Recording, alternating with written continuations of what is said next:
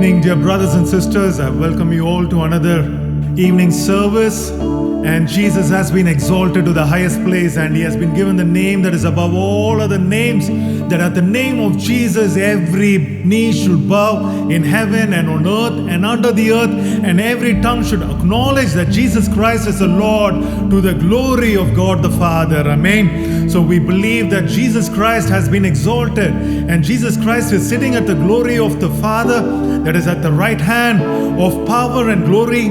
And yours, O Lord, my Jesus, is the greatness of the power and the glory, the victory and all the majesty, for all the earth is yours.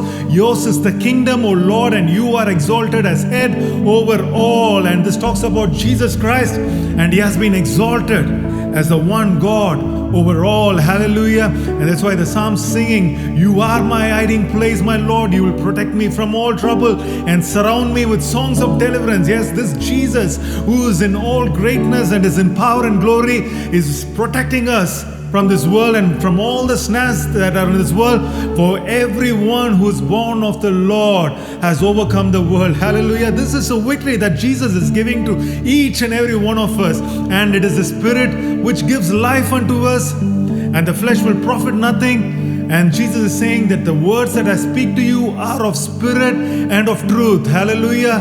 And the word of God is living and powerful. It is sharper than any two-edged sword. So believe in the Lord God, believe in His word, and the word that was manifested as flesh for us. And let's look up to the Lord, because there is power in the name of Jesus. And as we call upon His name, all the demons will flee and all the captives will be freed. And God's enemies, all our enemies, shall be crushed underneath our feet, because there is mighty, mighty power in the name of the Lord Jesus Christ. Let's exalt His name then.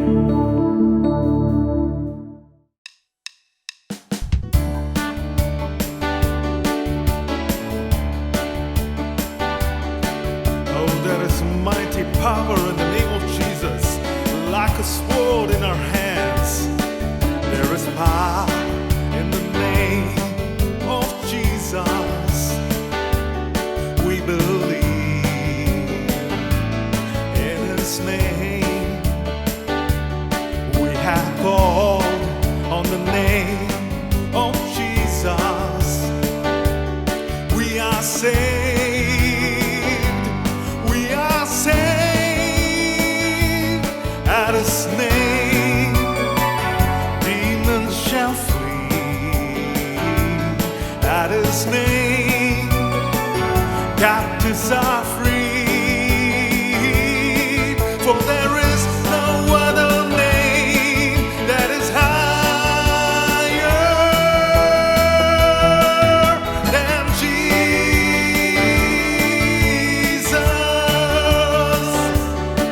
There is power in the name of Jesus, like a sword in our hands. We declare in the name of Jesus, we shall stand. We shall stand at His name. God's enemies shall be crushed beneath our feet, for there is no other name that is higher than Jesus.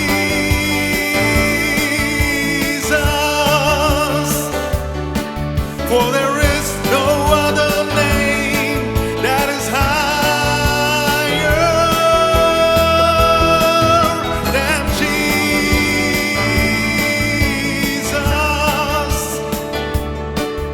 Than Jesus.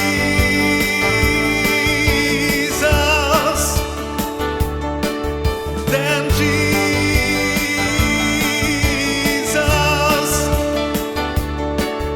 Than Jesus.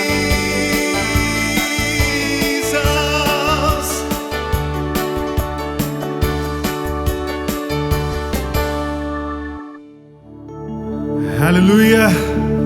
Hallelujah. Let's all worship the Lord our God, our Maker, at this time. A small time of worship where we humble ourselves. Just close your eyes wherever you are and just shut out yourself to this world and everything that's in it. And let's look up to the greatness of the Lord, the power and the glory, the victory and the majesty. For all that is in heaven and in earth are the Lord's, and in the Lord's is the kingdom, and Jesus is going to be exalted over all. Hallelujah, hallelujah, amen. So praise the Lord from the heavens, praise Him from the heights, praise Him all His angels, praise Him all His hosts, praise Him sun and moon, praise Him all you stars of light, praise you, O heaven of heavens, and you waters above the heavens. Let them praise the name of the Lord, for He commanded and they were created, and He established them forever, and He made a decree that nothing shall pass away. And the word of the Lord is pure, the word of the Lord is an anointing oil, and when we look up to the word of the Lord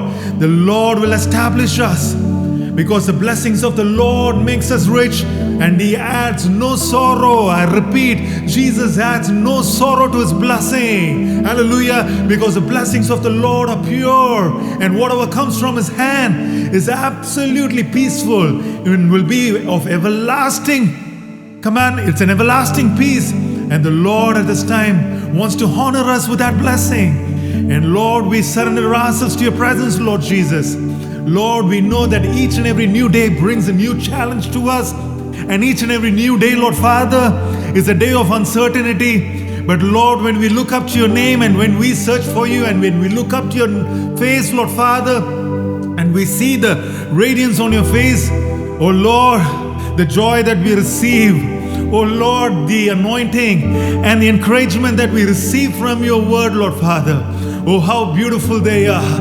And Jesus, Lord, you establish us in this world, Lord Father, not to perish, but Lord, to have everlasting life. And Jesus, Lord, we commit ourselves into your presence, to your everlasting life. Bless the Lord, O my soul, and all that is within me, bless His holy name. Bless the Lord, O my soul, and we will never, never, never forget all the good things and the benefits that you've done for us. Jesus, may your mighty name be blessed. Hallelujah.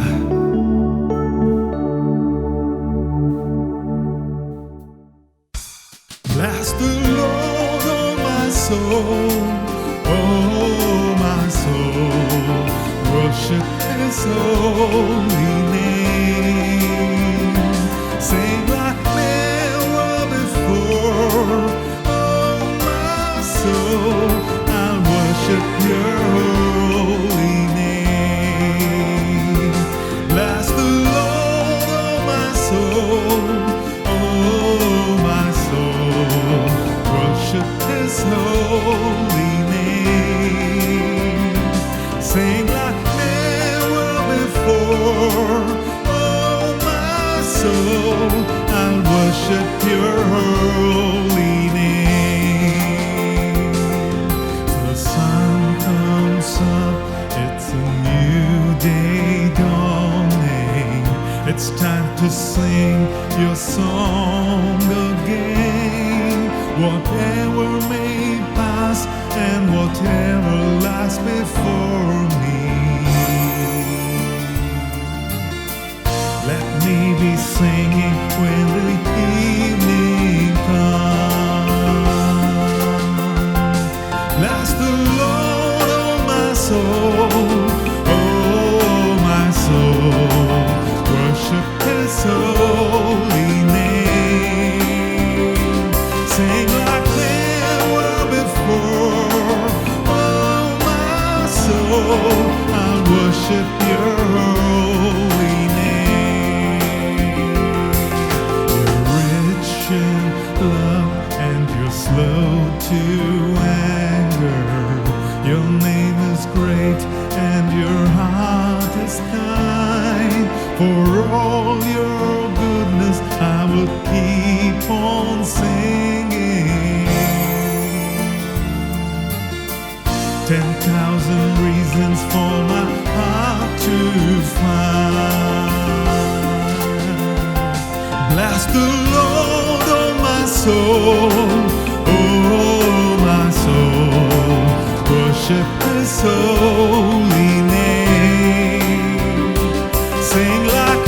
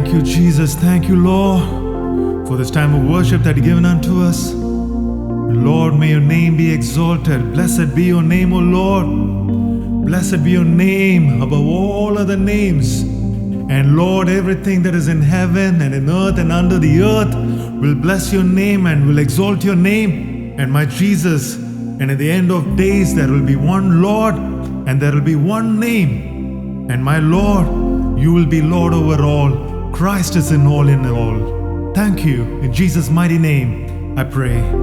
Amen.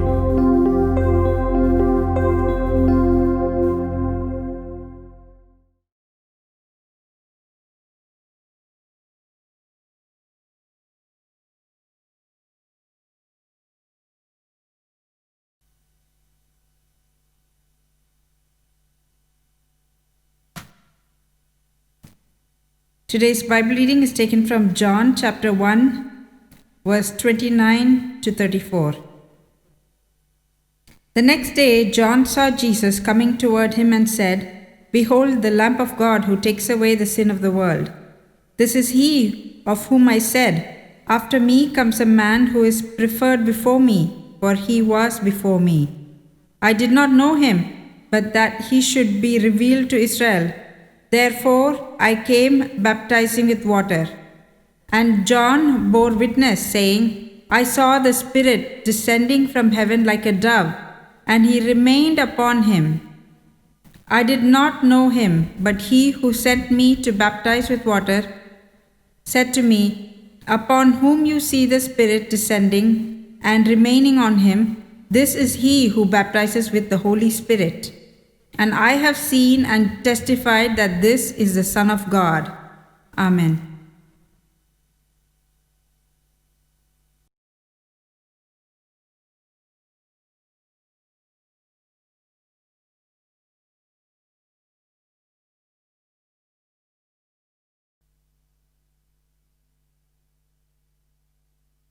Dear brothers and sisters, I pray that the time of worship was a blessing to you all. And I'll be quickly moving on to today's sermon.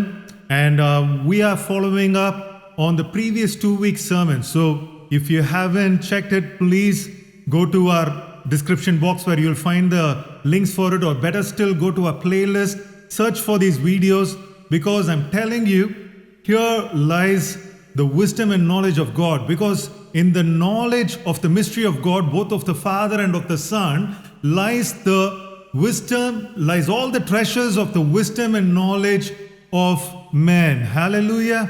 So we ought to look for these treasures.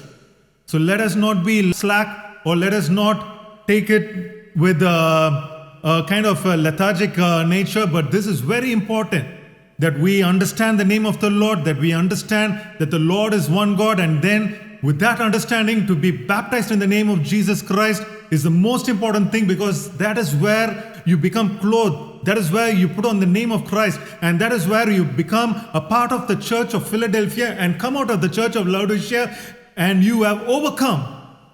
You have to become overcomers. And I give you that invitation, my dear brothers and sisters, to look into the Word of God, become overcomers, understand who the Lord is, be baptized in the name of Jesus Christ, because otherwise our judgment will be not in the way that we think. I want you to be really careful on this. This is a warning I'm giving you. Amen. So last week we saw Romans 1:16, where it says for the Jew first and also for the Greek. And later on we saw this was actually a spiritual meaning through the lives of Jacob and Esau, where the physical Jews became the spiritual Gentiles, and the spiritual Jews and the physical Gentiles became the spiritual Jews, which are us.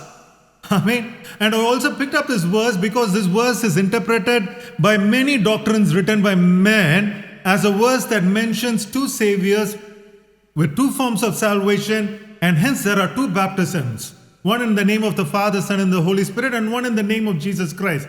But we know that Ephesians chapter 3 very clearly says that there is only one Lord, one faith, and one baptism. And that Lord, in Hosea chapter 2 and 19, he's saying, I'll betroth you to me forever. Who the Lord God Yahweh is saying, I'll betroth you to me forever. And in the New Testament, we see that this Lord God Yahweh is being betrothed to us, the church, where in Ephesians 5:23, for the husband is the head of the wife, even as Christ is the head of the church, and he's the savior of the body. Here Ephesians 5:23 talks about the betrothment between us and God, between us and Christ, who is the head of the church, and it says he is the savior of the body. Amen. So here, when there is only one savior given unto us, which is the Lord God Yahweh, who was manifested in flesh as Jesus Christ, and then we are given two baptism formulas, then only one can remain right. Amen. Because there is no separate salvation for the Jews, no separate salvation for the Greeks. Because in Colossians chapter 3 and verse 11, we finally summed it up saying that all, that the Father, the Savior of the body, and Jesus Christ, they are all everything together, and Jesus Christ is the one and all. That's what we saw in Colossians chapter 3 and 11. So when it says the Father and the Savior of the body is Jesus Christ, who is one and all, what more doubts can we have? But today we have two baptism formulas, and I'm going to look into these two formulas from the times of John the Baptist and try to see what the Lord has ordained for us. So you're with me? So many churches today, they ignore the second formula, Acts 2:38. They don't even read it. Even in their Bible passages, they never pick up that portion. They avoid it at all costs, because when you start reading it, the flock will certainly question and query this to their pastors. Amen. There was a Pentecostal pastor who kept posting about the Pentecostal church and how they were formed. And I said, none of the Pentecostal churches today can claim that they're Pentecostal churches, because they do not follow the first commandment given to the church on the day of Pentecost, which was Acts chapter 2 and verse 38, be baptized in the name of the Lord Jesus Christ. Which Pentecostal church is following that? Unless you follow that doctrine, you can never be called as a Pentecostal church. But in most of the churches, to confuse the flock, there are 2 or 3 ways in which these verses will be interpreted and explained to the flock, to the churches. Number 1, they will say that Peter went rogue and he erred the commandment of Jesus Christ, meaning Peter committed a grave mistake. I'll come to this later. Secondly, another group of people will say that Peter's words are not important at all, and only the words by Jesus Christ are important. Meaning Peter did not commit an error, but his words weren't important. He didn't commit an error, but his words aren't important. I will not even argue on this point, because how can the word of God be written in the Holy Bible become suddenly so unimportant to all of us? Peter, who had the keys to the kingdom of heaven, and to whom the Lord said, whatever you bind on earth will be bound in heaven, and whatever you loose on earth will be loosed in heaven, and on this rock I will build my church. And that Peter, his words are not important. I will not even touch that, because that is absolutely, I will say it's a stupid reasoning. The third is another very common explanation given by many teachers and people who follow the Trinity doctrine. And this is much more a reasoning rather than saying that Peter committed an error. The third point is, it seems for the Jews who already knew God the Father, had to only know Jesus in their salvation. I don't understand then why did Jesus have to give the command, be baptized in the name of the Father, Son, and the Holy Spirit? But here they say they already knew God the Father through the baptism of John. Remember, this is what they explain. They know God the Father through the baptism of John, and they only had to know Jesus, and hence they were only baptized in Jesus' name. And then when I asked them, what about the Holy Spirit? What about the name of the Holy Spirit? And then they said, no. Later on you see the Holy Spirit came upon them. Then might as well Jesus could have said, go baptize in the name of the Son, rather than in the name of the Father, Son, and Holy Spirit. Isn't it? Jesus shouldn't have taken an exemplary effort to explain to the disciples to baptize everyone in the name of the Father, Son, and Holy Spirit. Many of these people explained that this Yahweh God is the savior for the Jews and Jesus, his son, is the savior for the Gentiles, which is totally wrong. Last week's sermon we saw there is only one savior. Amen. And that savior betrothed us to him, and he is Christ, the head of the church, and we are his bride, the body of the church. Amen. So because many claim that John the Baptist baptized them, the Jews unto the Father, they have a different salvation, which is totally wrong. And to start with, let us learn about the baptism and ministry of John the Baptist. Okay, so who was John the Baptist, and which way and whose way did he prepare? And listen to this verse very carefully. John the Baptist is being prophesied in the book of Malachi, chapter 3 and verse 1. I want you to listen to this very carefully, because this verse will be a revelation to all of you. Do not be slack in the word of God. Do not have that lack of knowledge in the word of God. Do not be lethargic.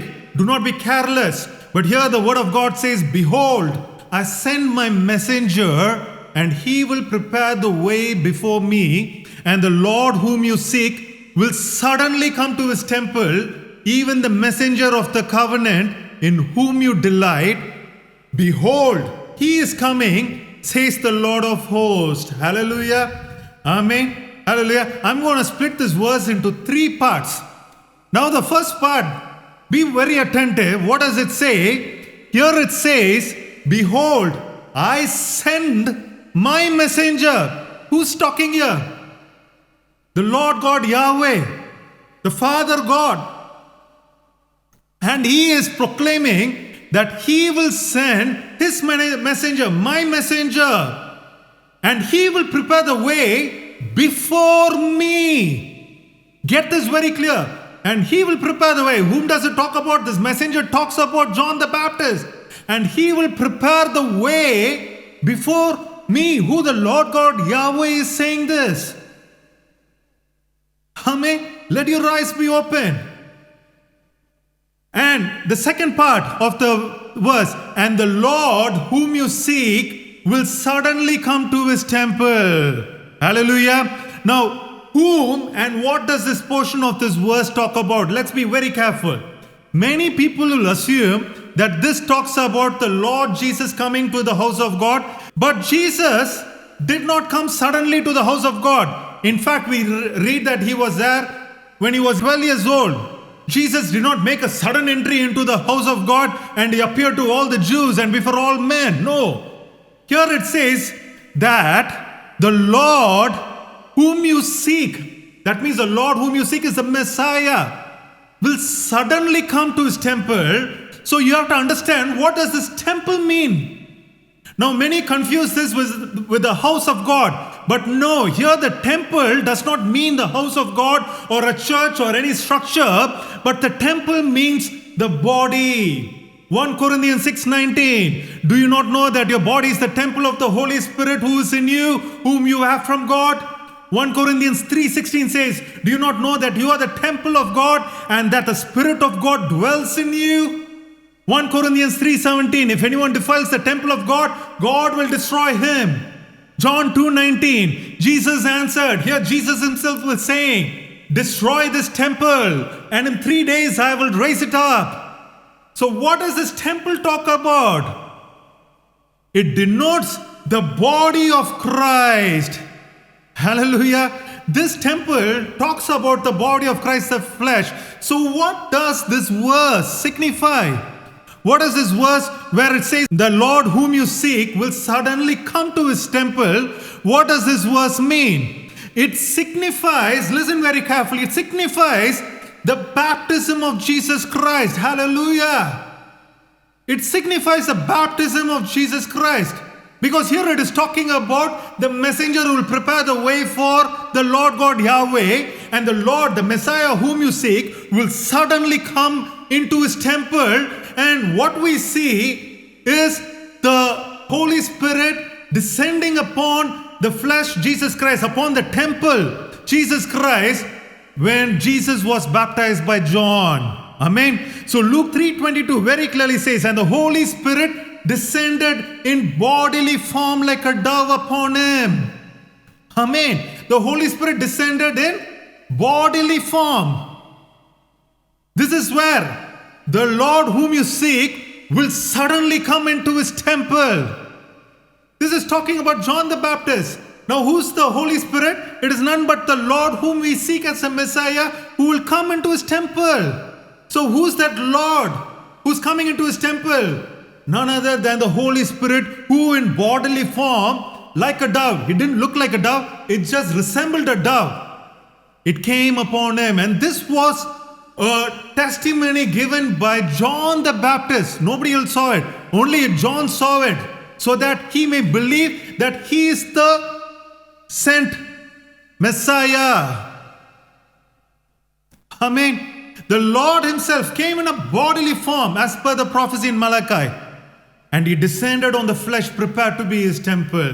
We have to understand that this Jesus is only the flesh, and the flesh without the Spirit of God adds up to nothing. We saw this in an earlier sermon as well. Believe me or not, Jesus was just a flesh, and when he is just flesh, he is called the Son of Man or Jesus or Lamb of God. But when the Spirit of the Lord God is upon him, then he is called as the Son of God. He is called as Jesus Christ, the Lord Jesus Christ. That's why Romans 8:14 says, for many as are led by the Spirit of God, they are called sons of God. In Jesus was the Spirit of God, and hence he was called the Son of God.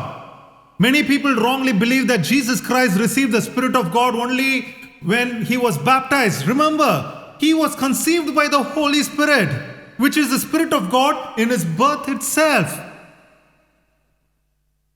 The instance when he got baptized and the Holy Spirit that came upon him was only a resemblance for us to follow, that when we receive the baptism, we will receive the Holy Spirit upon us. So you have to understand the Son of Man is just a body, because Hebrews 10:5 very clearly says everything is going to be proved with the verse of God. Okay? Hebrews 10:5 says, therefore when he came into the world, he said, sacrifice and offerings you do not desire, but a body you have prepared for me. Hallelujah. What is the Lord saying? He doesn't desire the sacrifice and offering that you give unto me. I do not desire those things. But a body you have prepared for me. Meaning, there is going to be a Lamb of God. That's why in Colossians 2:9 it says, for in him, in this body, for in him dwells all the fullness of Godhead bodily. Hallelujah. I mean, we have to understand, there are two characters here, but one is the flesh and one is the Spirit of God. The flesh without the Spirit of God is nothing. Hallelujah. That is why we read earlier, 1 Corinthians 6:19, your body is the temple of the Holy Spirit.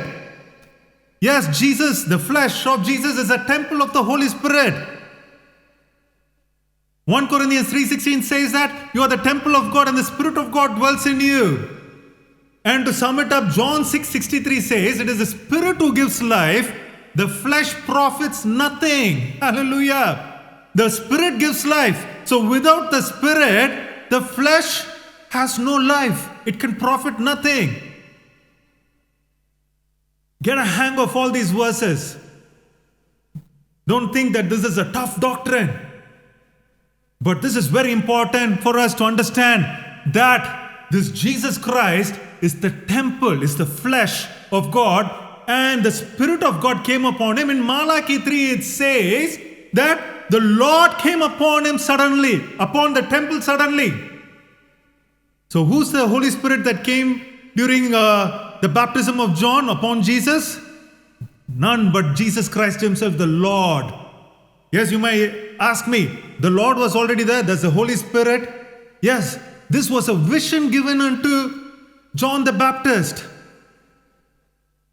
so that he may believe. Hallelujah. Now let's come to the third part of the verse, Malachi 3 and verse 1. The third part of the verse is another verse that has been confused by many people, and many people have assumed that they are the messengers of this covenant. I don't know where they got it from, but let's read that part of the verse even the messenger of the covenant in whom you delight, behold, he is coming, says the Lord of hosts. Hallelujah. Who's the messenger of the covenant?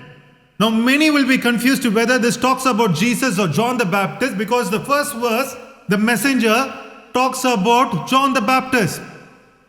But here, the verse ends with says the Lord of hosts. Amen. So though the first part talks about the messenger being John the Baptist, the second messenger that is mentioned in Malachi 3:1 certainly does not talk about John the Baptist, because of one clear indication in the verse itself. We're going to see that the messenger of the covenant, read that, in whom you delight. So what is that? It is the delight of the Israelites, this messenger of the covenant. They were waiting for the Messiah. The Messiah was the news of delight for them. Certainly John the Baptist could not fit this description at all, because John the Baptist was no person of delight for the Jews and the Israelites. He was rather a terror for the Jews and the Israelites. He induced fear into the hearts of Israelites, and his calling was in wrath and anger. He said, brood of vipers, who want you to flee from the wrath to come? He was a person of terror. And certainly that messenger of the covenant couldn't have mentioned John the Baptist, but it mentions only about Jesus Christ, because the next verse, Malachi 3 and verse 2 says, but who can endure the day of his coming, and who can stand when he appears? Hallelujah. So whom does it mention about here? This clearly talks about the Lord Jesus Christ and the messenger of the covenant, and it is only an indication to the temple of the flesh that has been prepared for the Lord to enter in suddenly as the Holy Spirit on the fulfillment of baptism, and thereby keeping it as a remembrance for us that we will also receive the Holy Spirit, or mainly the Lord Jesus Christ himself will be branded in the name of the Lord Jesus Christ only when we believe and we get baptized in his name. Hallelujah. So the messenger of the covenant is certainly Jesus Christ. And moreover, the covenant between God and Israel has to be fulfilled by Jesus Christ only, and not by John the Baptist. So in Malachi chapter 3 verse 1, the first messenger, it says, who will prepare the way before me. It talks about John the Baptist. And the second messenger of the covenant, in whom we all delight, talks about Jesus Christ. Hallelujah. So we clearly see the purpose of John the Baptist here. The John the Baptist here was sent to prepare the way for the Lord God Yahweh himself. That is Jesus Christ. Let your eyes be open. Hallelujah. Now who was this John the Baptist? We also have to understand that this John the Baptist was none other than Elijah. Amen. Okay, Malachi 4. I want to be quick on this because the verses themselves will speak to you. The verses, read these verses as I speak. I'll read the verses slowly. These verses themselves will speak to you. Malachi 4, 5 and 6. Behold, I will send you Elijah the prophet before the coming of the great and dreadful day of the Lord, and he will turn the hearts of the fathers to the children and the hearts of the children to the fathers. Amen. Now, you have to understand, confusion is always a part of this Christian world. So even a verse like this, people have confused it. And that's why many Christians teach that this coming of Elijah is not before the birth of Jesus Christ, but as one of the two witnesses which are written in the book of Revelations in the end of days. But remember, all the verses in the Bible must have a made verse. I want to read this verse as well to you, because we are going to come to a mighty revelation of the Lord regarding Isaiah chapter 34 and verse 16, where it says, search from the book of the Lord and read, none of these shall fail, none shall lack or made, for my mouth has commanded it and his spirit has gathered him. The word, it says, none shall lack or mate. So every word in the God has to be proved with a mating verse. Amen. So here we read in Malachi 4, 5, 6 that I will send you Elijah the prophet. But in Luke chapter 1 and verse 17, here we read the prophecy about John the Baptist given to his father Zacharias. And it says, he will go before him in the spirit and power of Elijah to turn the hearts of the fathers to the children and the disobedient to the wisdom of the just, to make ready a people prepared for the Lord. Here it very clearly says, that you'll go in the power of Elijah, and just like Malachi post said, to turn the hearts of the children to fathers to the children. Hallelujah. So this can be none but Elijah. And to confirm it, Matthew chapter 17 verse 11 to 12 says, Jesus answered and said to them, indeed, Elijah is coming first and will restore all things. But I say to you, Elijah has already come, and they did not know him. See, this is where the Lord is keeping parallels for us to understand.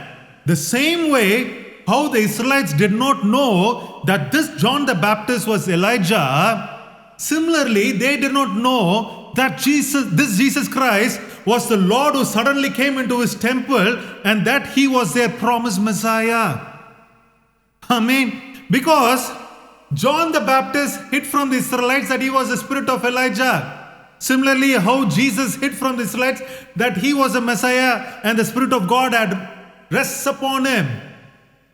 John the Baptist in John chapter 1:21 says, they ask him, what then? Are you the Elijah? Because the Jews know that this Elijah has to come. They know they must have read Malachi. But Elijah said, I am not.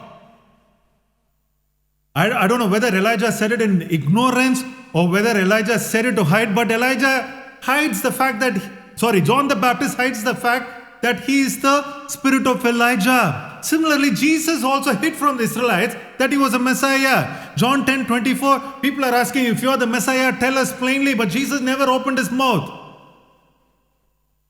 Only once did Jesus tell the Jews and the Israelites that he was a Messiah. That was when he was arrested and being questioned in the courtyard. And Mark chapter 14, it says, they ask him, are you the Christ, the Son of the Blessed? And Jesus said, I am, and you will see the Son of Man sitting at the right hand of the power. Not at the right hand of the Father, not in the right hand of God, but he's saying the Son of Man sitting at the right hand of power, which is the right hand of God, not right side of God. But the priests took this as blasphemy. They tore their clothes, spat on him, blindfolded him, beat him, and mocked him. Today, Jesus in your church is saying, I am that Son of Man sitting at the right hand of power and coming with the clouds of heaven. Let your eyes be open, my dear brothers and sisters. See that this Jesus Christ is that I am who spoke to Moses, and that I am is the one who was manifested in flesh. And you will see this Son of Man sitting not at the right hand side of the Father, not at the right hand side of God, but at the right hand of power. So let us not take this as blasphemy. Because if you take this as blasphemy, there is no difference between you and the high priest who tore his clothes, spat on him, blindfolded him, beat him, and mocked him. This is a warning from the Lord.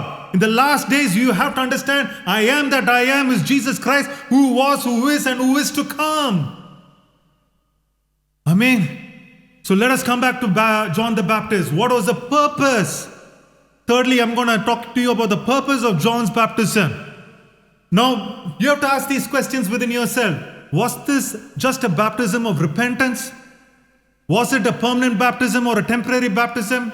Was it a baptism unto the Father as claimed by the many teachers of the word today? You have to ask these questions. Unless you ask questions, you'll never get these answers. But let's look into all these questions and look at the answers through the word of God. Luke chapter 3 and verse 3. And he went, that is John the Baptist, went into all the regions around Jordan, preaching a baptism for the remission of sins. Get this very clearly.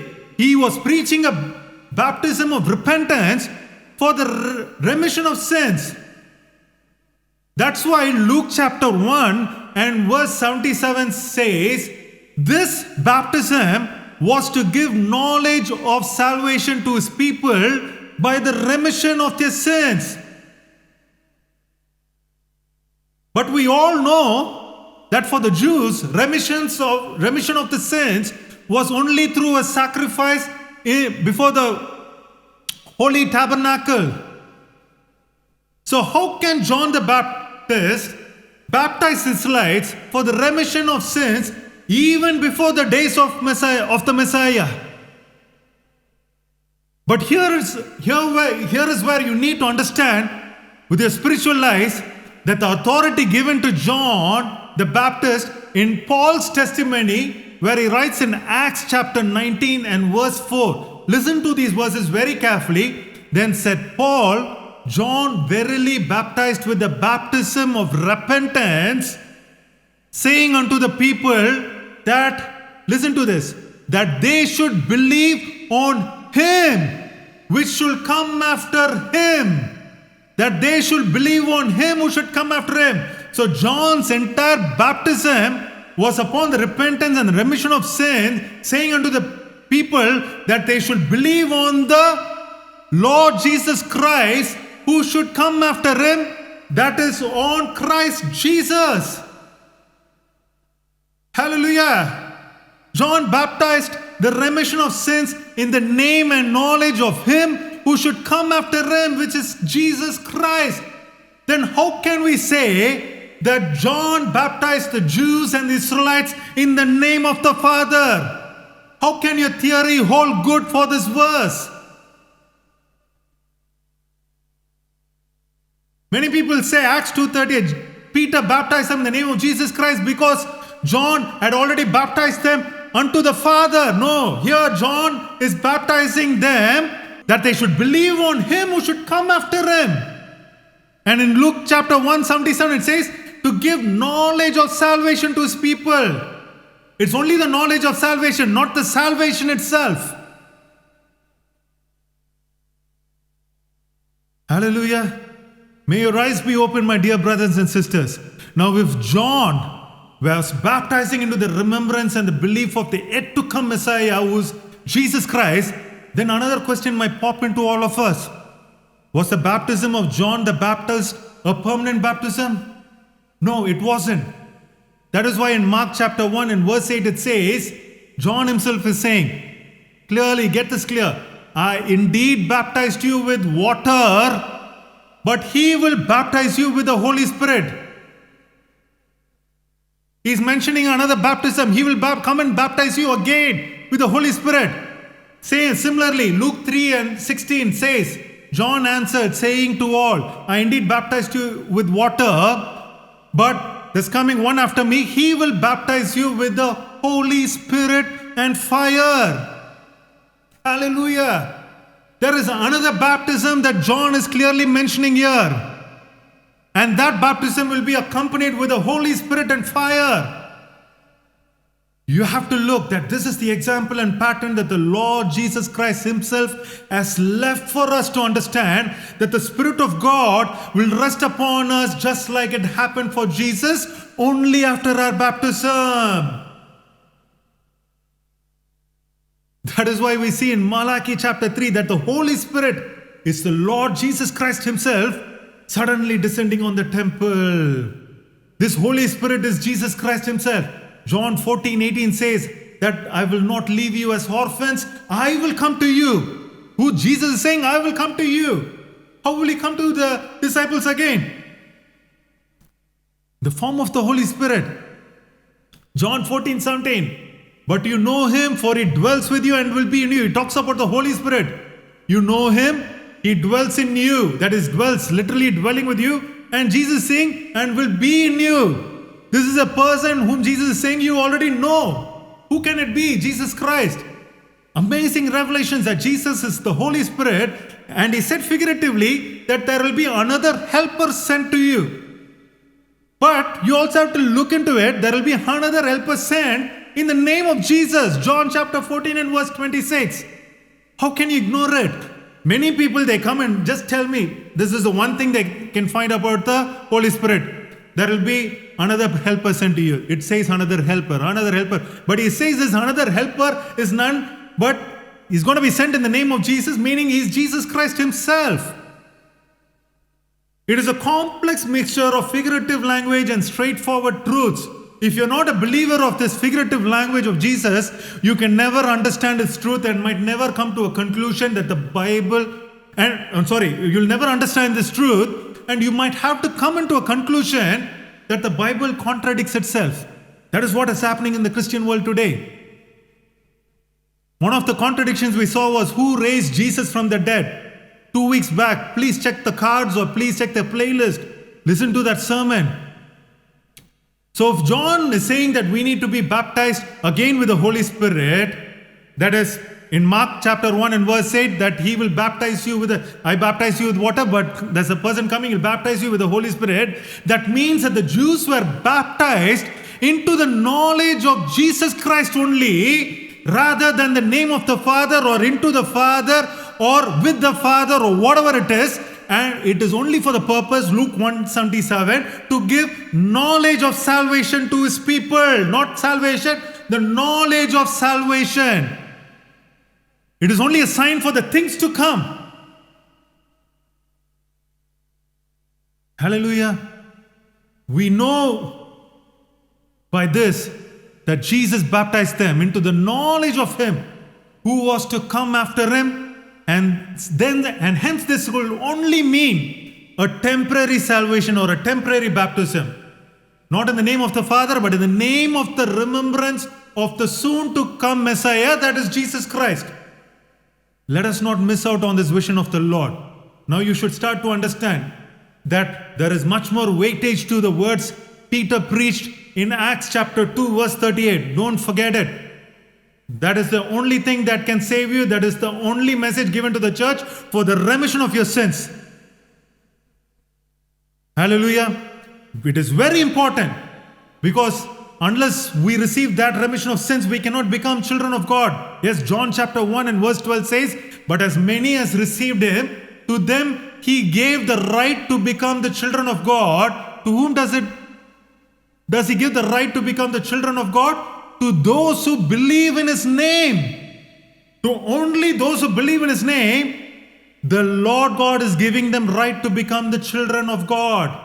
So if we do not get baptized into the name that John baptized in, it was a hidden name then, he baptized them into remembrance, and in which Peter also baptized in, that was a name that was revealed by the mystery of God, then we can never become the children of God. Be careful, my dear brothers and sisters.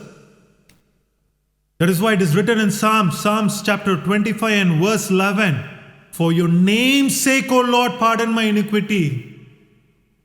For your name's sake, there is salvation found only in the name of the Lord. What is that name? Luke chapter 24 and verse 47 says, and that repentance and remission of sins should be preached in his name to all nations, beginning at Jerusalem. Amen. Luke 24:47, repentance and remission of sins should be preached only in the name of Jesus Christ, not in the name of the Father, Son, or Holy Spirit. They are all figurative language of the Lord Jesus Christ. Nothing wrong with it. But to those who receive the mystery of God, of both the Father and the Son, they will understand that this repentance and remission of sins should be preached only in the name of Jesus Christ to all nations, beginning at Jerusalem. What began at Jerusalem? Acts chapter 2. The day of Pentecost, where the disciples were filled with the Holy Spirit and they preached the repentance and remission of sins in the name of Jesus Christ. Happened in Acts chapter 22. Now you tell me, how can you claim that the Jews had already got baptized in the Father through John the Baptist, and hence they only needed to get baptized in the name of the Son? This is folly. Be careful. John also baptized for the remission of sins. Peter also baptized for the remission of sins. So how can you tell me there are two salvations and two baptisms for the Jews and one for the Greek? There's only one Savior, one Lord. Ephesians 4:5. The baptism of John was only a remembrance for the coming Messiah. The baptism of Peter was a fulfillment of the commandment of Jesus in Matthew 28:19. In Jesus' name. Hallelujah. Keep listening to the end till the end of the sermon. Your eyes will be open. So let us dissect all the 5 baptisms that were written in the book of Acts. And case 1, you already know, we are looking into that verse, Acts chapter 2 and verse 38. Acts chapter 2 and verse 38, very clearly we just saw that it was preached in the name of Jesus Christ. But today people have come and they're giving lame excuses that since the Jews already knew the Father, they need not get baptized in the name of the Father. So I'm telling you, fine, they got baptized in the name of the Father under John. Then in that case, the disciples should have baptized them in the name of the Son and the Holy Spirit, isn't it? Why did they miss out the Holy Spirit? That is why I'm calling this ridiculous reasoning. Because in that case, if you believe the Father, Son, and the Holy Spirit, and you've received everyone in your heart, you need not get baptized at all in the first place, right? You need not get baptized at all in the first place. You'll fall into condemnation, my dear brothers and sisters. You have to figure out what is the meaning of this baptism, what is the purpose of the salvation, and what is the name commanded for that. Case 2, Acts chapter 8, verses 5 to 13. Here, Philip goes to Samaria. Samaria is half Gentile and half Jew. Now, these people were not included in the Jewish rituals, and thereby they could not have received a baptism from John itself. So, I'm going by a logic reasoning that since they have not been baptized in the name of the Father by John the Baptist, they should have got baptized in the name of the Father, Son, and Holy Spirit according to your logic, right? Because they have not been baptized at all. These are half Gentiles and half Jews. They are not included in any Jewish rituals. But in Acts chapter 8 and verse 16, it says they had only been baptized in the name of the Lord Jesus Christ. Hallelujah. Hallelujah. So, another problem here is the way this is grammatically written also, which also might cause a confusion among many people. Because many people come and tell me that they had only been baptized in the name of the Lord Jesus Christ. That is why they had not received the Holy Spirit. Because if you read the previous part of the verse, it says, for as yet he had fallen upon none of them. That means the Holy Spirit. Yes, remember that the word he is written in small letters. So it doesn't talk about a person, it talks about a power. The Holy Spirit. He had fallen upon none of them. They had only been baptized in the name of the Lord Jesus Christ. Here many people will claim that since they were only baptized in the name of the Lord Jesus Christ, that is why they did not receive the Holy Spirit. If they had got baptized in the name of the Father, Son, and the Holy Spirit, they would have received the Holy Spirit. If that is the case, then what was the case in Acts chapter 2? Are you saying that the 3,000 Jews did not receive the Holy Spirit? Did Peter leave a gap hole in the church's foundation then? Hallelujah. That is why I'm saying Acts chapter 8 and verse 16. Listen to this carefully. It's a misunderstood verse. I repeat, this verse is not a mistranslation. It has not been mistranslated, but a misunderstood verse, which by casually reading, we probably haven't grasped what is the meaning of it. But we have not understood clearly, and hence I'm going to read it in the Tamil and the KJV version for a better clarity. See, I follow the NKJV version. It's 99% correct. But still, I believe KJV is much better, but it's very hard. And I believe a classical language to back up everything, and also a little foresight into the Hebrew knowledge will help you to identify the translations, how they've been written. Now let's see the Tamil version. Now I want to apologize to all the non-Tamil listeners. Please bear with me for a couple of minutes. If you do not know what Tamil is, today's surveys are claiming that Tamil is probably as old as 2nd century BC. So it is an ancient language. It is a classical language. In Tamil, Acts chapter 8 and verse 16 is spoken like this. இவர்கள் வந்த பொழுது அவர்களில் ஒருவனும் பரிசுத்த ஆவியை பெறாமல் கர்த்தராகிய இயேசுவின் நாமத்தினாலே ஞானஸ்நானம் மாத்திரம் பெற்றிருந்தவர்களாக கண்டு. Do you understand? கர்த்தராகிய இயேசுவின் நாமத்தினாலே ஞானஸ்நானத்தை மாத்திரம் பெற்றிருந்தவர்களாக கண்டு. Many people argue with this verse saying, see, they have only been baptized in the name of Jesus Christ. That is why they didn't receive the Holy Spirit. But I want to split this verse. This ஞானஸ்நானத்தை மாத்திரம் mentions only the baptism in Jesus' name, meaning that no one had prayed to them regarding the Holy Spirit. Do you want to ask me how? Because I'm going to split it. See, கர்த்தராகிய இயேசுவின் நாமத்தினாலே. And the second part is ஞானஸ்நானத்தை மாத்திரம். Now you have to understand, Tamil Bible is a direct translation from the Hebrew and the Greek manuscripts. It is not translated from an intermediary language like English. So, if according to the interpretation of the man-made doctrines, then this verse, listen to this carefully. This is why I'm saying it's a misunderstood verse, not a mistranslated verse. It's a misunderstood verse. if according that if they had only received baptism in the name of Jesus Christ, and that's why they didn't receive the Holy Spirit, it should have read, இவர்கள் வந்த பொழுது அவர்கள் மேல் ஒருவனும் பரிசுத்த ஆவியை பெறாமல் கர்த்தராகிய இயேசுவின் நாமத்தில் மட்டுமே ஞான ஸ்நானம் பெற்றிருந்தவர்களாக கண்டு. This is how it should have been written. கர்த்தராகிய இயேசுவின் நாமத்தில் மட்டுமே. But what has been written? It has been written, இயேசுவின் நாமத்தினாலே ஞான ஸ்நானம் மாத்திரம். That means baptism only. Do you understand the difference? Yes, they received a baptism only. Okay, apologies to the non-Tamil listeners again. I had to do this because this is the only classical language I know. But let us also do it in the KJV version. In the KJV version it says, for as yet he has fallen upon none of them. Listen to this carefully. Only they were baptized in the name of the Lord Jesus. Do you understand it?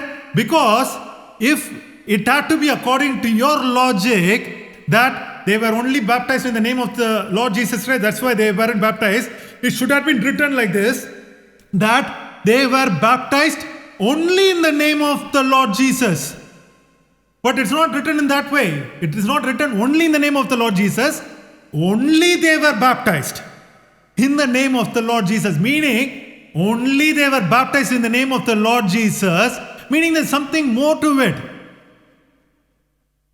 This position of the word only should reveal the purpose and the actions subjective in this verse. Amen. So also note that the word he is small words here, not caps, because it does not denote a person.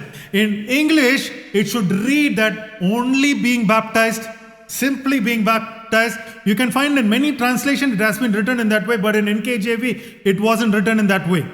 That's why I had to go look in much more deeper into the translations and understand that this only talks about only being baptized, not only in the name of Jesus. They were only being baptized.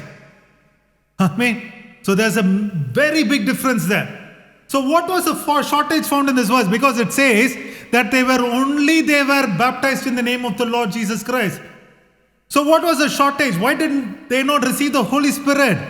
And this is where we see that the shortage was because none of the apostles had laid hands on them. Stop it, you might say. What was the laying of the hands of the apostles has to do with the receiving of the Holy Spirit? This is where we need to understand and see that the apostles had a special gift of laying of hands. It was power granted unto them. More than that, this was also a symbol of authority for men to see that these are ordained by God Himself. Here we see that apostles had the gift of laying of hands to enable the church to receive the Holy Spirit. Everywhere you read through Acts, you see that Jesus also was healing everyone by the laying of hands. Though a simple word from Jesus could have healed the sick. Read all through the Gospels. Jesus was healing everybody by laying His hands. It is a sign of authority. Jesus could have healed everyone with a simple word. And similarly, the apostles in the entire chapter of Acts, they did everything by laying their hands to receive the Holy Spirit, to heal the sick, to do everything. They blessed everything with their hands and they commanded everything to their hands. So why did Jesus and the apostles lay hands for the power of God to be manifested? For this, we have to turn to the Old Testament to find our answers. Firstly, in Psalms chapter 139, verses 5 to 6, here the psalmist David is talking, "You have edged me from behind and before and laid your hand upon me. Such knowledge is too wonderful for me. It is high. I cannot attain it. Where can I go from your spirit? Oh, where can I flee from your presence?" Hallelujah. Here, verse 5, "Hedged me behind and before and laid your hands upon me," talks about being cordoned with the laws and commandments of the Lord. And then the Lord is placing His hand upon David, and once He laid His hands upon David, the Spirit of the Lord was upon David. But the knowledge that he received upon the laying of hands was too wonderful for David. It was too high that he cannot attain it, and David could not comprehend. And why couldn't he comprehend? Because the Spirit of the Lord was in him. Because in verse 7 it says, "Where can I go from your Spirit?" Or where can I flee from your presence? Yes, you see, the Spirit of the Lord which was already in David, because David did not receive the Spirit at that point of time. David received the Spirit of the Lord when Samuel anointed him with a horn of oil. The Spirit of the Lord immediately came upon David. It never left him. So here you see, David's spirit is being kindled. The spark has been flamed up by the laying of the hands of the Lord. Hallelujah. This David, when the Spirit of the Lord is completely incomprehensible for him, he's just putting that indescribable feeling in words in the psalm. Hallelujah. Secondly, in Numbers chapter 27, we come to the ordination of Joshua. And here in Numbers chapter 27, verse 18, it says, "And the Lord said to Moses, take Joshua the son of Nun with you, a man whom is the Spirit." Here Joshua already had the Spirit of the Lord in him. And the Lord is telling Moses, lay your hands on him, set him before Eleazar the priest and before all the congregation, and inaugurate him in their sight. And verse 20, listen to this very carefully. "And you shall give some of your authority to him, that all the congregation of the children of Israel may be obedient." Verse 20 says, "You shall give some of your authority to him." Now, in whom is the Spirit? Just like how David had the Spirit of the Lord, Joshua was also found to be in the Spirit of the Lord. But he did not have the power or the authority.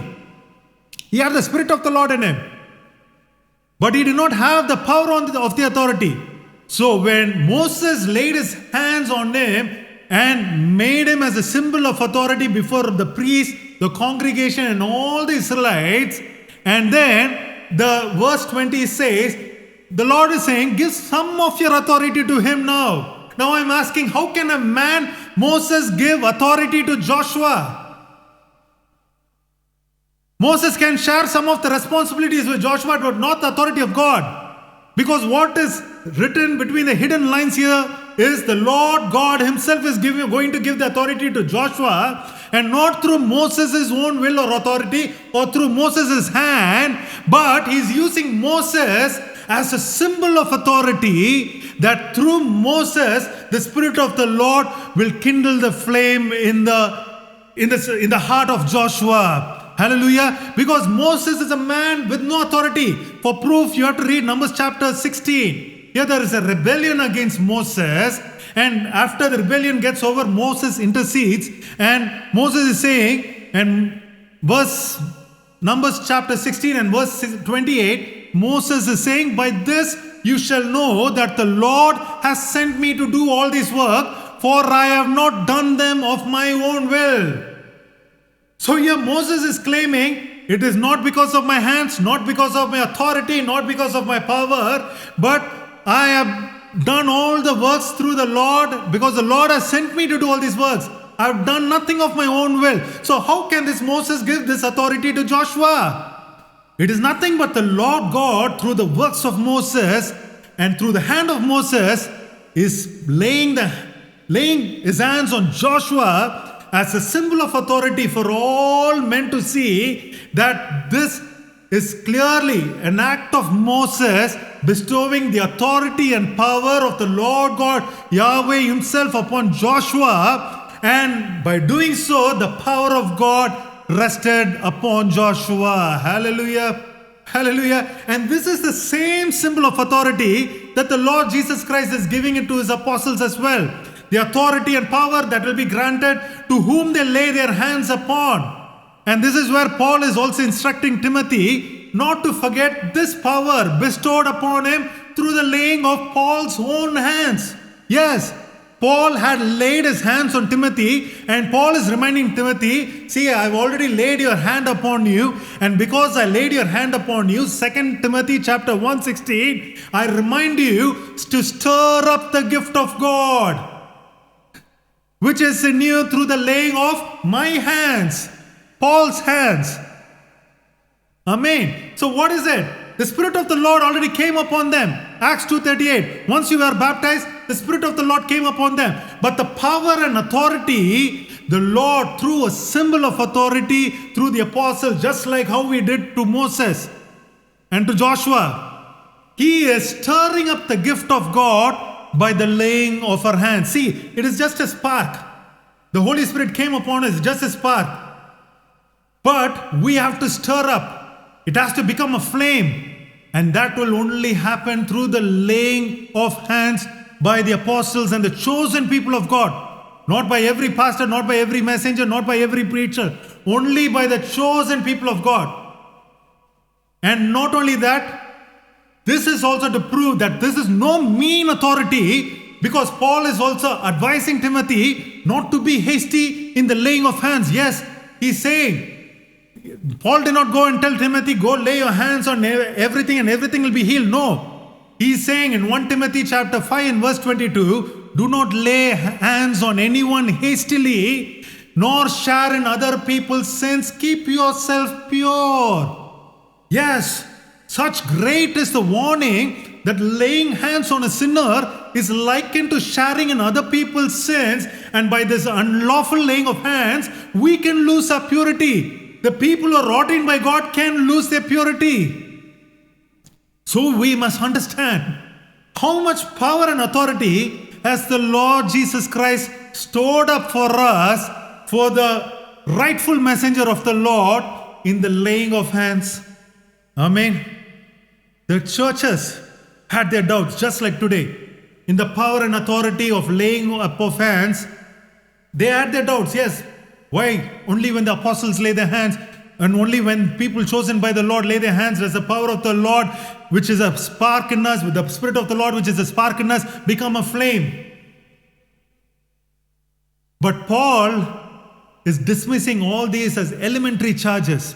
Hebrews chapter 6 verse 1 to 2 here is saying, leave all the principles of the doctrines of guys and let us go on to perfection. And in that, in verse 2 it says, of the doctrine of baptism and also of the laying of hands. Here Paul is dismissing them. Hey, come on, let us go on to perfection.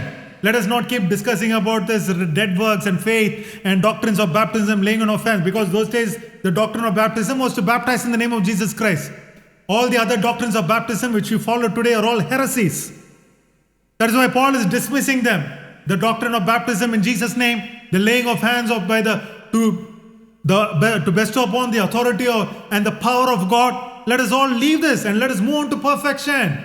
They were all debatable topics in the churches, and Paul is asking us just to believe and not lay the foundation, but to start building the structure on top of our foundations. Hallelujah. So that's why Acts 8:16, it says in the KJV version, for as yet he was fallen upon none of them, only they were baptized in the name of the Lord Jesus Christ, meaning that we were only baptized in the name of Jesus Christ and waiting for the apostles to lay hands. Amen. Their baptism was complete. There was nothing, no shortage in their baptism. The shortage was there in the laying of the hands. And when Paul and Peter and John came and they laid the hands upon the disciples over there, they received the Holy Spirit at that moment. That is the sign of authority that has been bestowed upon them. Hallelujah. But this is where we also see a change in pattern in case 3, where in the life of Cornelius.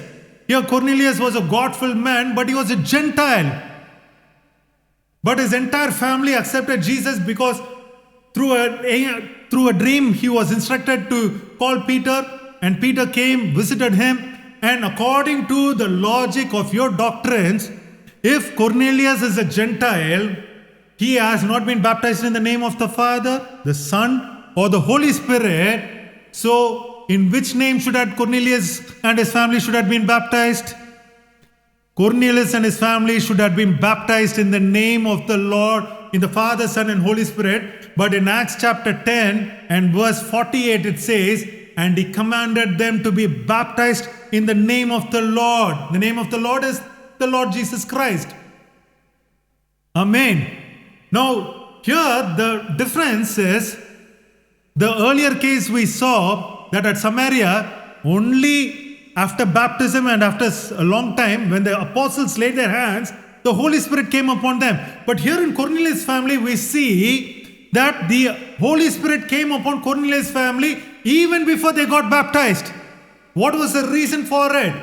I'll be very brief. this is only given as a sign for Peter to baptize a Gentile, because if that Holy Spirit had not been given unto the Cornelius' family, Peter would not have baptized Cornelius' family.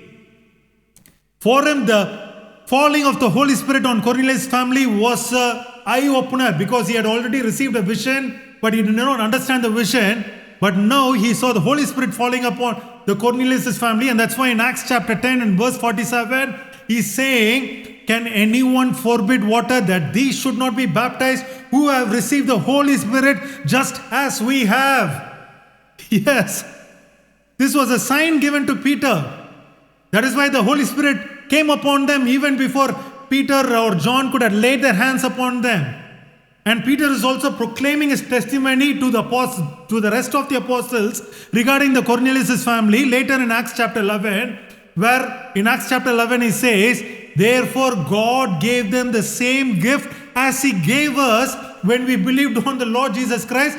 Who was I that I could withstand God? Here is Peter saying that how could I withstand God? I might not have baptized them, but now they have been given the same gift as what we had been given when we believed on the Lord Jesus Christ. Who was I that I could withstand God? This gift will only come when we believe in the Lord Jesus Christ. And the first commandment to the church upon repentance and believing in the name of Jesus is to be clothed with the garments of salvation when we put on Jesus Christ. Amen. That is what we see in Acts chapter 2 and verse 38. And case number 4. Paul at Ephesus, Acts chapter 19. I'll be very quick. Within the next 5-10 minutes, I'll finish it off. So this is a very important topic. So even if it takes a little bit more time, do not be disheartened, because these are very important. Very important for us to understand where the Lord is taking us in his doctrine of baptism. There's only one doctrine of baptism found in the Bible, and we have to be sure that we are in that same doctrine. Case number 4, Paul at Ephesus. In Acts chapter 19, there are a group of disciples, and 19 verse 2 says, they've received the baptism, but they've not received the Holy Spirit. So they're asking, did you not receive the Holy Spirit when you believed? And they're saying, we have not so much as heard whether there is a Holy Spirit. Here a group of disciples in Ephesus are saying they've not heard about anything called the Holy Spirit. And at once they ask, so into what then were you baptized? And they replied, into John's baptism. And here we see the verse we read earlier regarding John's baptism as well. Acts chapter 9 verses 4 to 6. So here Paul is saying, John baptized you with a baptism of repentance, saying that you should believe on him who should come after him, not on the Father, but on him, Jesus Christ. So as soon as they were heard, all the church believers in Ephesus, in verse 5, they were baptized in the name of the Lord Jesus Christ. And after that, Paul laid hands on them, the Holy Spirit came upon them, and they spoke with tongues and prophesied. So here, according to the logic of man, the apostles should have identified that these men were Jews and who have known the Father God. So if according to your logic, they should have only baptized them in the name of the Son and the Holy Spirit. But here they were baptized in the name of the Lord Jesus Christ alone. Yes, this kind of reasoning, even I'm not willing to do it, but because the entire people to whom I talk to, they give these kind of explanations, I have to also come into this kind of a mockery of explanation of baptism. But anyway, they were baptized in the name of Lord Jesus Christ and they received the Holy Spirit. Case number 5, Philip and the Ethiopian. And here Acts chapter 8 verses 26 to 40, it talks about how Philip met an Ethiopian. And here it says in verse 37, Philip is telling them, if you believe with all your heart, you may. And the Ethiopian says, I believe that Jesus Christ is the Son of God. What we read in Malachi chapter 3, that is what is happening. Jesus Christ is the Lamb of God. The Lord himself will suddenly come upon the temple. Hallelujah. Amen. So they would have been, though the Bible does not mention in which name they got baptized, it just mentions that they got baptized. But I believe they would have been baptized in the name of Jesus Christ. And another case, if I had a friend and I preached to them about the gospel of Christ, this is for your thinking. If I preach to them about the gospel of Christ, a non-Christian, and they accept Jesus in their hearts, can I go and baptize them only in the name of the Father and the Holy Spirit because they have already accepted Jesus in their hearts?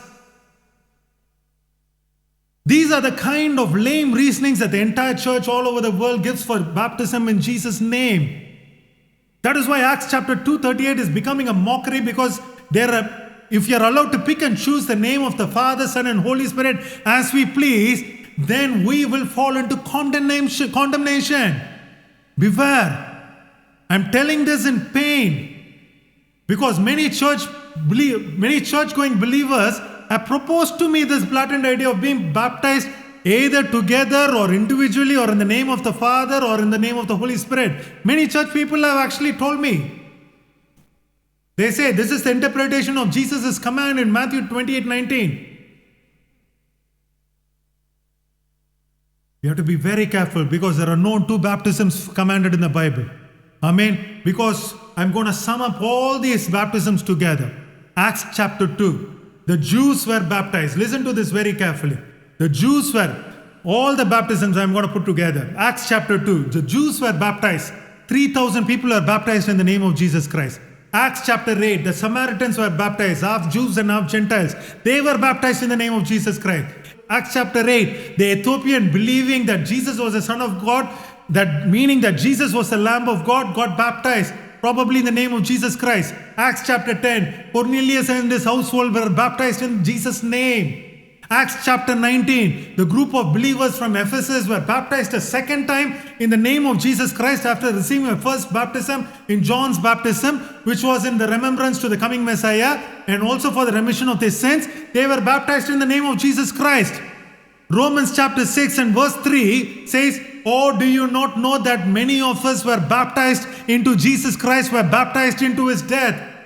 Yes, here Paul is gathering everyone together. He is also including himself, saying that many of us were baptized into Christ. That means Paul himself was baptized into Jesus Christ. Galatians chapter 3 and verse 27. "For many of you who were baptized into Christ have put on Christ." 1 Corinthians chapter 6 and verse 11. "And such were some of you, but you were washed, you were sanctified, but you were justified in the name of the Lord Jesus Christ." Here you are washed and you are sanctified, meaning it was baptism and the receiving of the Holy Spirit. And what name was it done in? In the name of the Lord Jesus Christ. And by the Spirit of God, the sanctification, the falling upon the Holy Spirit. The Spirit of God is nothing but the Spirit of Christ. And if these verses are not enough for you, here are some historical records that cannot lie. Listen to it. Read this very carefully. Take snapshots. Google it and search it. Encyclopedia Britannica, 11th edition, volume 3, page 365 to 366. Here it clearly states that the baptism formula was changed from Jesus' name to the Father, Son, and Holy Spirit by the Catholic Church in the 3rd century.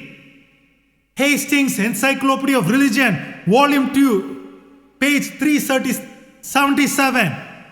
Christian baptism was administered using the words "in the name of Jesus." And in page 389, it says baptism was always in the name of Jesus until the time of Justin Martyr in the 2nd century. Thirdly, a very important proof, the Catholic Encyclopedia itself, 1913, volume 2, page 365. Here the Catholics themselves acknowledge that the baptism formula was changed by their Catholic Church. What more proof do you need? And after knowing the adulteration in the Word of God by the Catholic churches, will you still stand up and say the Nicene Creed in your churches and proclaim, "We believe in the one holy Catholic Church"? Would you be able to say it? And more importantly, after looking all the proofs that baptism was done in the name of Jesus and the historical proofs that baptism was only done in the name of Jesus Christ until the 3rd century where the Catholics changed it, and will you still come to us and blatantly mourn that Peter committed a grave mistake? No way. No way Peter committed a mistake. He fulfilled the commandment of Jesus in Matthew 28:19. That is where we are going to come in. Isaiah chapter 34 and verse 16. Just give me 5 minutes. Very important. Very important. Isaiah chapter 34 and verse 16. "Search from the book of the Lord and read. None of these shall fail, none shall lack or mate. For my mouth has commanded it, and his spirit has gathered them. I told them there's a mighty revelation. What has the mouth commanded? Matthew chapter 28 and verse 19. Go therefore and make disciples of all nations, baptizing them in the name of the Father and of the Son and of the Holy Spirit. Here, what is commanding? The mouth of the Lord Jesus Christ has commanded it. But Isaiah 34:16 says, not one shall lack her mate. So Matthew 28:19 should have a mate verse. What is the mate verse? Acts chapter 2 and verse 38, where the Spirit has gathered it. What is the Spirit that was there? The Spirit of the Lord came upon the disciples on the day of Pentecost. Peter was filled in the Spirit when he spoke this. And in the Spirit that gathered this, Acts 2:38 says, repent and let every one of you be baptized in the name of Jesus Christ for the remission of sins, and you will receive the gift of the Holy Spirit. Amen. Isaiah 34:16 is being fulfilled here. The mouth has commanded it. Jesus said, go baptize them in the name of the Father, Son, and the Holy Spirit. And the mate verse will be gathered by the Spirit of the Lord. And the Spirit of the Lord in Peter said, repent and let every one of you be baptized in the name of Jesus Christ for the remission of your sins. Hallelujah. This is the fulfillment. These two verses are perfect. Acts chapter 2 verse 38 is the fulfillment of Matthew chapter 28 and 19. Let us not miss out on this great salvation, my dear brothers and sisters. Because that's what John the Baptist was preaching. Who warned you to flee from the wrath of the coming Lord? What does it mean? That this baptism is the only way where we can flee from the wrath of the coming Lord. Amen. So do not take this lightly. I pray that you will all keep listening to the word of God. Tune in and let your eyes be open, my dear brothers and sisters, because Jesus is watching over you. Jesus will open your eyes and you will rightly divide the word of God in truth and understand the mystery of God, which is of both the Father and the Son. Amen. We have to understand it, my dear brothers and sisters. There's no two ways about it. Only one baptism, and that is in the name of Jesus Christ. Amen. So let us all close our eyes. Lord, we thank you for this day. We thank you that you opened our eyes and you made us see the word of God through the truth in the word of light, Lord Jesus. And Lord, let this light not leave us, but this light always, Lord Father, feed us, Lord Jesus, with the revelations of Christ. And my Lord, we humble ourselves, Lord, to your presence, and you take us forward, Lord, in your arms of love. And Lord, you deliver us, Lord Father. Betroth us unto you, Lord Jesus. And Lord, we look up to you, and we look up to the power of God when the laying of hands is upon us. And Lord, we pray that you will lay your hands upon us, that the spark that is in us will be kindled and become a flame of fire, Lord. That Jesus will be a blessing to our families, that we'll be a blessing in our workplaces, that we'll be a blessing in all the places that we step into, and every path that we tread upon, Lord Father, will be a path of blessing, my Lord, because you are in us and we carry the face of Jesus in us. And Lord, we humble ourselves, Lord. And Lord, at this time we pray for blessing in each and every person's house. Let each and every person listen to this word of God. Let them be blessed mightily and abundantly in your name. For in your name, Lord Jesus, we conquer. In your name we stand. In your name, Lord Father, we'll be exalted. Thank you for everything. In Jesus' mighty name, I pray. Amen. The Lord bless you and keep you. The Lord make his face shine upon you and be gracious unto you. The Lord turn his face towards you and grant you everlasting peace. In Jesus' mighty name, amen. My dear brothers and sisters, I'm telling you, look into our playlist, look into all the videos. If you're a follower of the Tamil language, please follow our Tamil morning service, which happens at 10:30 a.m. I'm telling you, the word of God will not return back empty or void. It will certainly fulfill its purpose. And I believe the word of God is fulfilling its purpose in your lives to each and every person who's listening to these words of God. Amen. God bless you. Goodbye. There is power in the name of Jesus. We believe in his name. We have called on the name of Jesus. We are saved. We are saved at his name.